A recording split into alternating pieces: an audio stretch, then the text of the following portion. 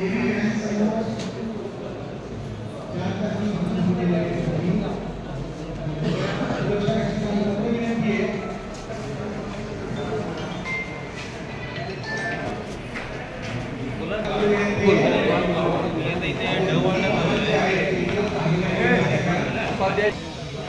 करते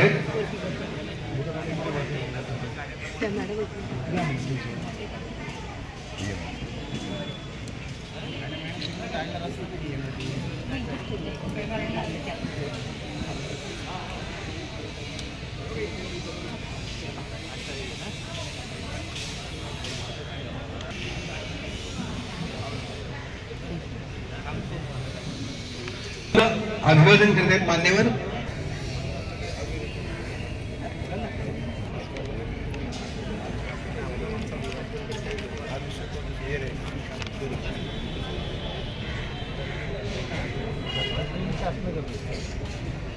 सर्व मान्यवरांना विनंती आहे की त्यांनी कृपया व्यासपीठावर स्थानबद्ध व्हायचे।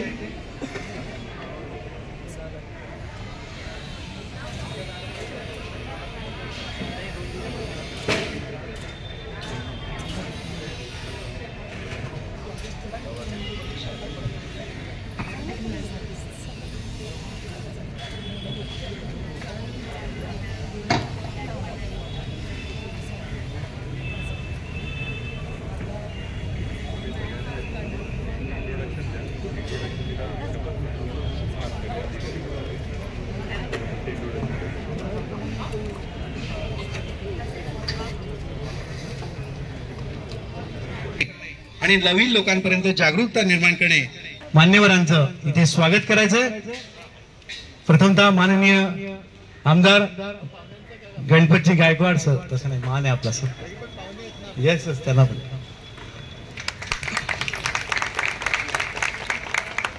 त्याचप्रमाणे माननीय श्री बसवनजी गर्ग सर, सहसचिव भारत सरकार आरोग्य विभाग,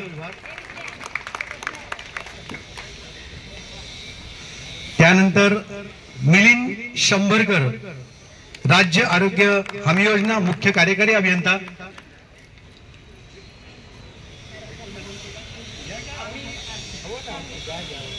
माननीय आयुक्त महोदया यांचं देखील इथे स्वागत होत आहे। यानंतर सर्वात महत्त्वाचं म्हणजे विकसित भारत संकल्पना याची आपण शपथ घेतोय। ती शपथ जी आहे घ्या। आपण आपला उजवा हात पुढे घ्यायचा आहे आणि त्यानंतर आपण शपथ घेणार आहोत। माझ्या पाठून बोलायचं। आम्ही शपथ घेतो की भारताला 2047 पर्यंत आत्मनिर्भर आणि विकसित देश बनवण्याचे स्वप्न साकार करू। गुलामगिरीची मानसिकता मुळापासून उपटून टाकू।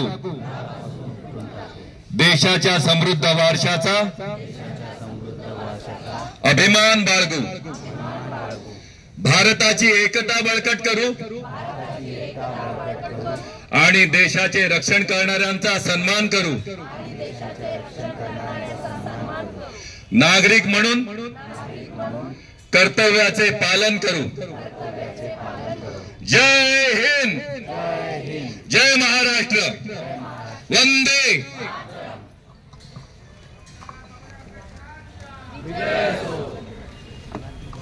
यानंतर जी एव्ही व्हॅन आलेली आहे त्याचं आपण उद्घाटन करतोय। माननीय कृपया व्हॅनच्या जवळ जायचंय।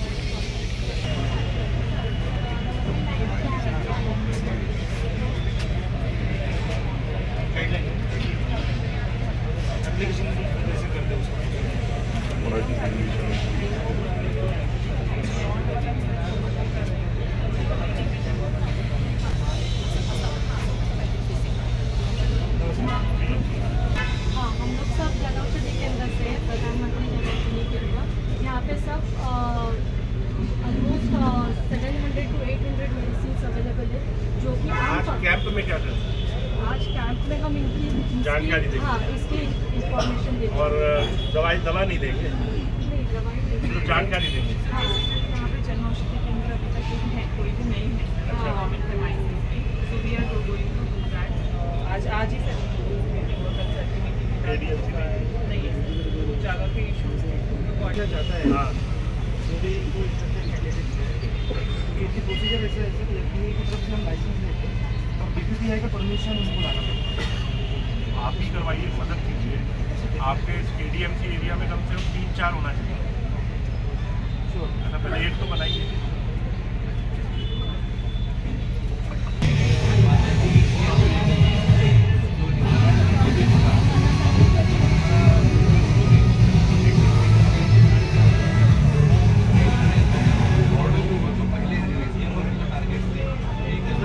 आपके यहाँ कर्मचारी मान लेते हैं, हमारे तो नहीं माने, हमारे तो मुझे डीजल पे ही चलना है।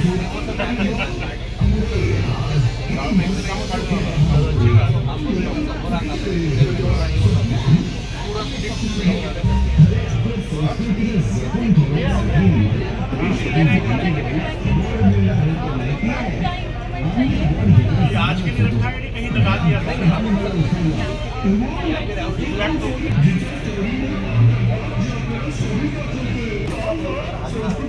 RDSS का अपना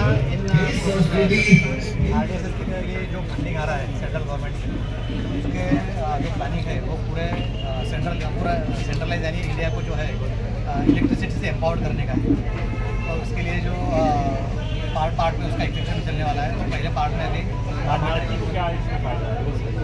सॉरी सर, लोगों को क्या फायदा है? हाँ लोगों को सर ऐसा फायदा रहेगा, अभी इंटरप्शन ज़्यादा आते हैं, लोगों के हमारे ऊपर नाराज़ी रहती है। सरकार का कोई इसमें सब्सिडी दे रहे हैं, क्या कर रहे हैं वो बताइए। जो स्कीम क्या है आपका? स्कीम सर RDSS का स्कीम है। पहले तो इसमें है सर अपना ये रूफटॉप सोलर जो योजना है ना, इसमें 40% सब्सिडी है इसमें गवर्नमेंट की। अगर मैं रेजिडेंशियल कंज्यूमर हूँ मैं, और मैं अगर अपने इसमें घर के ऊपर अगर मैं रूफटॉप सोलर इंस्टॉलेशन के लिए हाँ इंस्टॉलेशन 40% का और इसका बायबैक पीरियड सर मैक्सिमम मैंने 5 ईयर्स रहता है बायबैक। अगर मेरा इन्वेस्टमेंट अगर 1 लाख का अगर रहता है 5 लाख के ऊपर ये जानकारी दीजिए। हाँ तो ये तो ठीक है, जो सोलर तो सबको पता है। हाँ तो 5 ईयर्स में उसका बायबैक कैसा आने वाला है सर कि मेरा तो ये स्कीम है। दूसरा क्या स्कीम है? दूसरा स्कीम सर अभी RDSS आने वाला है जो वही है। इसमें क्या बेनिफिट मिलेगा? सर RDSS में अभी क्या है कि स्ट्रेंथनिंग अपना पूरा नेटवर्क का जो स्ट्रेंथनिंग है उसका अभी कैसा था कि अब तक जो रूरल एरिया है इसमें बेनिफिट क्या मिलेगा लोगों को? हाँ सर रूरल एरिया है ना सर, उसको थोड़ा उपेक्षित यानी थोड़ा निगलेक्ट अपना ये पकड़ रहे थे, कैसे कर रहे थे निगलेक्टेड एरिया। तो एक्चुअली सेंट्रल गवर्नमेंट ने उसको भी as equal to urban area उसको ही कंसिडर किया है। और उनको जो पर्टिकुलरली उनके जो एग्रीकल्चर का सेक्टर है जिसमें अपना नाइट टाइम में अपन इलेक्ट्रिसिटी प्रोवाइड कर रहे लोगों को क्या मिलेगा? हैं, फुल टाइम इलेक्ट्रिसिटी मिलने वाली है स्कीम। वो बताइए। Day night electricity. वो तो ठीक है, जो बड़ी स्कीम है वो तो ठीक है, लोगों को तो वो बताइए उनको क्या मिलेगा, कैसे मिलेगा? उनको सर 24 आवर्स तक उनको इलेक्ट्रिसिटी अवेलेबल रहेगा। Apart from the discrimination in the rural है कि अर्बन है, उसका डिस्क्रिमिनेशन रहने वाला नहीं है। और उनको जैसा ऐसा एक फील आता है कि भाई मैं रूरल एरिया में रहता हूँ तो मेरी तरफ अभी तक गवर्नमेंट देखती नहीं है या महाजन कंपनी देखती नहीं है, तो ऐसा होने वाला नहीं है। जो लोगों डिस्क्रिमिनेशन को क्या करना होगा? कुछ नहीं करना होगा, नहीं बैठे रहना।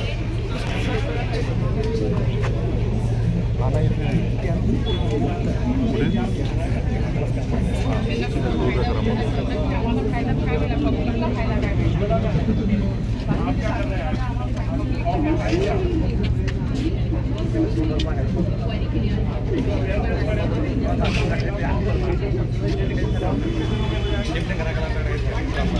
ये जो कैंप है ना, ये इलेक्ट्रिसिटी वाला कैंप है, ऐसा नहीं है कि फॉर्म करवाया और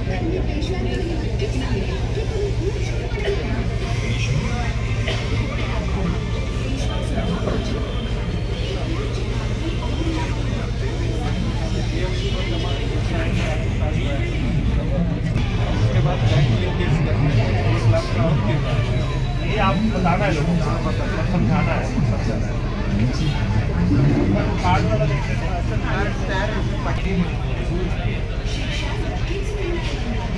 गादी मिळताच राणी अहिल्याबाई यांनी यापुढे इंदौरमध्ये कुठल्याही विधवेची संपत्ती घेत आणि घाटमाथ्यावर खर्च केला. इंदौर तर बँकरप्ट झालं असेल ना? नाही. अहिल्याबाई खूपच हुशार होत्या. रयतेवर खर्च केलेल्या पैशांना पुन्हा कसं अर्जित केलं जावं याचीही त्यांच्याकडे योजना होती. त्यांनी राज्यामध्ये व्यापाऱ्यांना व्यापार करण्यासाठी मार्ग सोपे केले. म्हणजे व्यापारातली कल्पकता? हो. त्यामुळे दूरचेही व्यापारी इंदोरमध्ये येऊन बसले. त्यांच्याकडून घेतलेल्या करामुळे इंदोरचा खजिना एकच नाही तर यानंतर ते माझ्या म्हणजेच संस्कृतीच्या पुनर्निर्माण अभिवादन करण्यात येते. एकदा जोरदार टाळ्या झाल्या पाहिजे.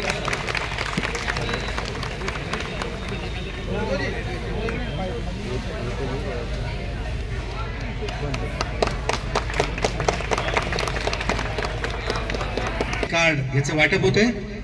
विलास ढवळे की त्यांना ते कार्ड वाटप करायचं. एकदा जोरदार टाळ्या झाल्या पाहिजे.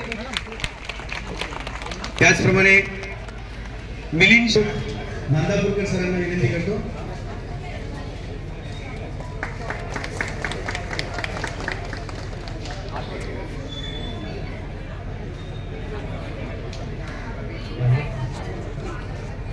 धन्यवाद.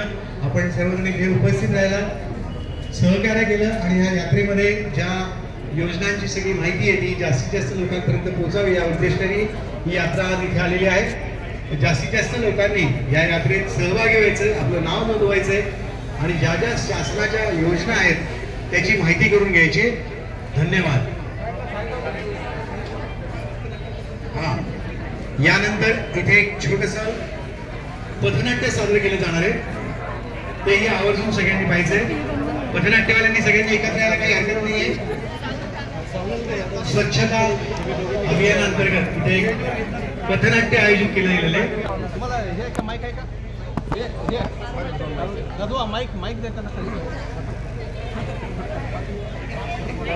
Hello hello